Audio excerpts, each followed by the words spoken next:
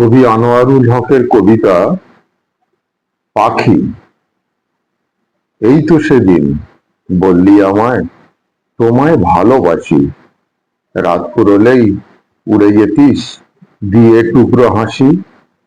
ভাসি আমি প্রণয় বনে, জ্বলি সারাদিন, আমার কাছে আসিস যখন মন হতো রিনঝিন।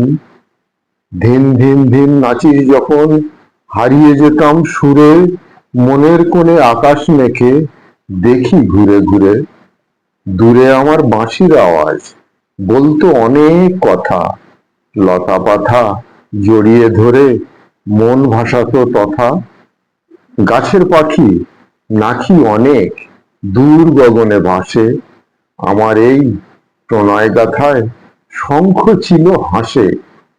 রাসের মেলায় আমার সাথে যখন নিলি আড়ি, মনের দুঃখে কাব্য লিখি বসে নিজের বাড়ি।